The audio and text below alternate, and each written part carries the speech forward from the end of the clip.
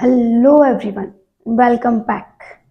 आज हम बात करने जा रहे हैं एक ऐसे टॉपिक पर जो हर एक first grade, second grade and NEET student के लिए आज सबसे ज़्यादा ज़रूरी हो चुका है।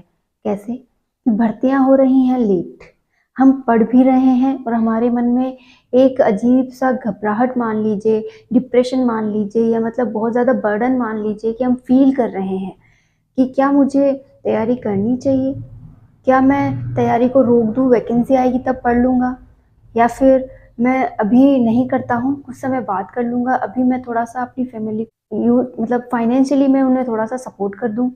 तो ऐसी बहुत सी बातें आपके मन में चल रही होंगी। जो हाउसवाइफ़ हैं, जो इन चीज़ों की तैयारी कर रहे हैं, वो तो और भी ज़्यादा इस चीज़ों को लेके मतलब बहुत ही ज़्यादा डिप्रेशन में आ चुकी हैं। कैसे कि भाई फैमिली को टाइम निकाल के तो पढ़ने को दे रही हूँ और इस बीच वैकेंसी आ नहीं रही है, मैं करूँ क्या?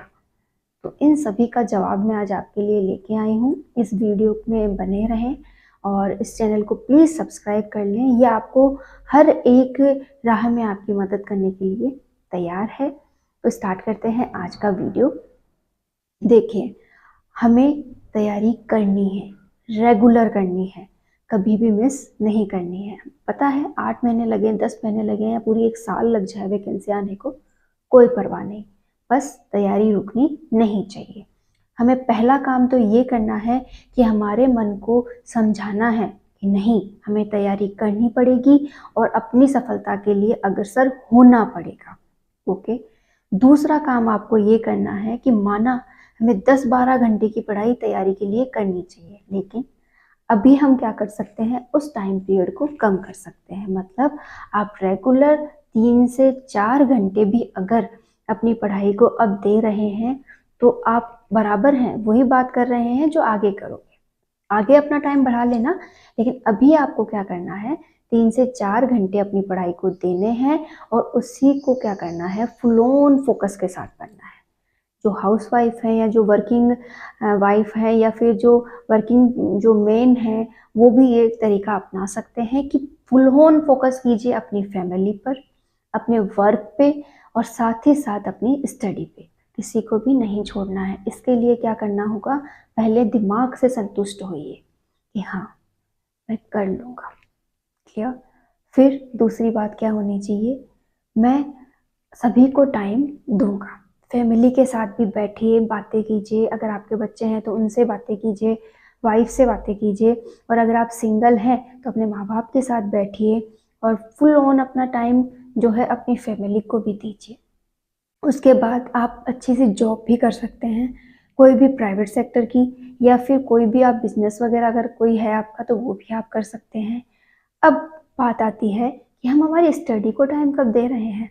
देखिए, आप थोड़ा समय सुबह के टाइम निकालिए, जैसे 2 घंटे के समथिंग या 2 या 3 घंटे के समथिंग आपको टाइम इजीली मिल जाएगा। आप सुबह के समय कैसे 4 बजे से उठ गए, 6-7 बजे तक आपको कोई डिस्टर्ब नहीं करता है। अगर आप एक वर्किंग पर्सन है, हाउसवाइफ के लिए थोड़ा सा 1 आधा घंटा कम हो सकता है, उन्हें भी 2 घंटे तो कोई डिस्टर्ब नहीं करेगा।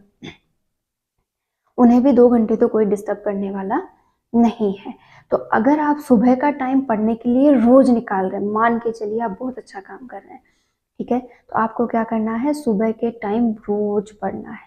और सुबह कोशिश कीजिए कि आप टफ टॉपिक उठाएं, जैसे साइकोलॉजी उठा लिया, हिस्ट्री उठा लिया, ज्योग्राफी उठा लिया, या फिर पॉलिटी उठा लिया, या अपना खुद का सब्जेक्ट उठा लिया।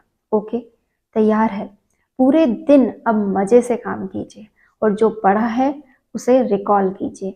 पढ़ते वक्त बहुत ही रफली लिखते हुए पढ़िए। यहाँ पढ़ रहे हैं, पढ़ा, साथ ही साथ कोई अच्छा पॉइंट आता गया उसको लिखते गए। ओके। अब क्या करना है, याद करते रहिए, मनन करते रहिए। अपना लिखा हुआ जो भी है उसे क्या कीजिए, अपनी पॉकेट में रखिए। जब भी आपको लगे कि मैं मिस कर रहा हूँ, वहाँ से उसको देख लीजिए, या फिर अपनी जो भी आज आपने पढ़ा उसके स्क्रीनशॉट अपनी फ़ोन में भी आप ले सकते हैं। और जब भी आपको पूरे टाइम मिले, फैमिली से बातें करते हुए मिले, या फिर आप क्या करें, बाहर कहीं गए हुए हैं, या फिर अपने काम के दौरान भी जब भी आपको टाइम मिले, आप क्या कर सकते हैं, उन टॉपिक्स को एक बार रिवाइज कर सकते हैं। तो रिवाइजेशन का टाइम निकाल रहे हो आप, और साथ ही साथ उन्हें बार बार पढ़ने से वो चीज़ आपके कंटेस्ट भी हो रही है जो शायद आपको बाद में ना हो। क्लियर। फिर आपको क्या करना है, अब थोड़ा टाइम आपको काम हो गया, दिन पूरा बिजीनेस में निकल जाता है, अब रात है हमारे पास। तो रात में आप कोशिश करें कि 8 बजे के समथिंग आप अपना टाइम किसे दे दें, पढ़ाई को। तो 8 से लेकर 10 बजे तक ये 2 घंटे और आपको क्या करने हैं, पढ़ाई को देने हैं। इस बीच पे आप अपना कोई टॉपिक ले लें बहुत अच्छा सा और उसे तैयार कर लें, ठीक है। इसका रिविजेशन आपको क्या करना है, दूसरे दिन वर्किंग आवर के दौरान ही करना है, मतलब आप काम काज करते रहें तभी रिवीजन करना है। तो 4 घंटे की स्टडी आप चाहें तो अपने टाइम शेड्यूल के अंदर कहीं से भी मैनेज करते हुए 4-5 घंटे सेट कर सकते हैं। ये मैंने बताया है कि आप सुबह और रात को टाइम सेट कर लें। आपको अगर दोपहर में टाइम मिलता है तो आप वहाँ से ले लें। अगर आपको कहीं और टाइम मैनेज हो रहा है, जैसे शाम को हो गया या फिर 11 बजे के समथिंग हो गया, तो आप वहाँ पे भी मैनेज कर सकते हैं। लेकिन कोशिश करें कि 4 घंटे से कम आपको रोज मतलब 4 घंटे तो आपको करना ही है पढ़ाई का टाइम। ओके, क्लियर है। तो ये आपकी लाइफ होनी चाहिए अभी, क्योंकि हम मैच्योर हैं और हमें अभी क्या है, अपनी फैमिली को भी टाइम देना है, उन्हें फाइनेंशियली भी सपोर्ट करना है। तो आप पूरी कोशिश करें कि आप अपनी हर एक भूमिका में खरे उतरें। ओके, एक, अपने दिमाग को शांत रखिए। गुस्सा अगर आपको आता है तो उसे कंट्रोल सिर्फ आप कर सकते हैं। कैसे? अपने माइंड में ये बात रखिए कि मुझे गुस्सा नहीं करना है, तो गुस्सा आपको नहीं आएगा और वो टाइम आपने जो गुस्सा करने में बर्बाद करना था वो आप एक अच्छे काम में लगा पाएंगे। एक दिन प्लीज़ कोशिश कीजिए कि आप अपने आप को इतना कंट्रोल कर पाएँ कि गुस्सा मुझे नहीं करना है। आप महसूस करेंगे कि हाँ, वाकई में मैंने कंट्रोल किया और उस टाइम को कहीं और लगा लिया। कंट्रोल आप करेंगे अपने माइंड में। इंसान का खुश रहना और दुखी रहना उसके माइंड सेटअप से करता है। अगर आप बुरा सोचेंगे तो आपका माइंड भी उसी तरीके का सोचेगा। तो आपको क्या करना है, अच्छा अच्छा दिमाग में बातें लाइए, अच्छी अच्छी बातें कीजिए, तो आपके साथ बहुत अच्छा होगा। अब जब बात हो ही गई है कि हाँ हमें पढ़ना है, तो अब एक शॉर्ट ट्रिक वेज कि हम पढ़ें कैसे, तो इसमें भी मैं आपको बता देती हूँ। आप जब भी कंपटीशन का कोई टॉपिक स्टार्ट करें, पहले उसे बहुत ही स्पीड से फुल ऑन कॉन्सेंट्रेट के साथ एक बार हल्की सी रीडिंग मार दें, बहुत शानदार वाली। हाँ, जैसे कोई कहानी पढ़ रहे हो, वो माइंड में चला गया। फिर उसे सेकंड टाइम पढ़िए। सेकंड टाइम आपको पेंसिल के साथ पढ़ना है, जो भी इंपॉर्टेंट लगे उसको वहाँ पे लाइन खींचते हुए पढ़ लीजिए, ठीक है। अब थर्ड टाइम जब आप उस टॉपिक को थर्ड बार पढ़ेंगे, तभी आपको उसके क्या करने हैं, नोट्स वे में पढ़ना है। मतलब कि आपको जो भी पॉइंट मोस्ट ऑफ मोस्ट लगे कि हाँ इससे क्वेश्चन बन सकता है, वही आपके नोट्स में जाना चाहिए। अदरवाइज ज़्यादा नोट्स नहीं बनाने, क्योंकि बुक आपकी है, आपके पास ही रहने वाली है, तो आप बुक से भी उसे रिवाइज कर सकते हैं। हमें यहाँ पर कंपटीशन में हमें वहाँ MCQs भरने हैं, न कि अपनी लिखावट दे के आनी है। तो आपको क्या करना है, बहुत अच्छे से पढ़ना है, बार बार रिवाइज करके पढ़ना है, और ऐसा पढ़ना है कि अगर आप थोड़ा भी पढ़े तो उसमें से कैसा भी क्वेश्चन बने वो आप अटेम्प्ट कर लें। तो पढ़ने के साथ साथ उस टॉपिक के क्वेश्चन अपने माइंड में बनाइए। कहने का मतलब है कोई भी एक टॉपिक उसका, हाँ ये क्वेश्चन इसमें बन रहा है, ये ऐसे होगा, ये हुआ होगा, या फिर जो भी आपको लगे कि हाँ ये क्वेश्चन बन सकता है वो बना के देखिए। ये बेस्ट प्रैक्टिस है। इसके साथ ही आपको कोई क्वेश्चन पेपर खरीदने की जरूरत नहीं पड़ेगी अगर आपको ये प्रोसेस आ गई तो।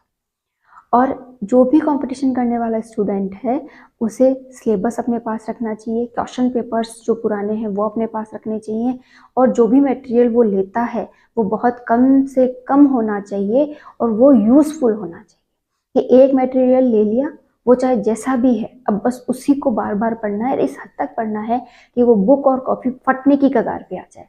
तो आप बहुत अच्छा पढ़ रहे हैं, ये मान के चलिए। और आप खुद महसूस करेंगे कि आपकी फोटोग्राफिक मेमोरी में अब वो चीज़ें छप चुकी है, मतलब आपकी बुक का कौन सा पेज पे क्या लिखा हुआ है ये भी आपको पता चलने लगेगा। तो कोशिश कीजिए कि आप बहुत अच्छा पढ़ें। और अब डिप्रेशन नहीं रहेगा, ये मेरा मानना है कि जब आप अपनी फैमिली को, अपने काम को और अपनी पढ़ाई को मैनेज करने लग जाएंगे तो डिप्रेशन भी कम होगा, साथ ही साथ पढ़ाई में भी मन लगेगा। हमें नकल नहीं करनी है कि वो 10 घंटे पढ़ रहा है तो मैं भी 10 घंटे पढूं। आप 10 घंटे का काम 4 घंटे में भी कर सकते हैं, कि अगर आपने क्या किया, फुल ऑन कॉन्सेंट्रेट रखा और उसी के साथ पढ़ाई की। तो बस इस वीडियो में इतना ही।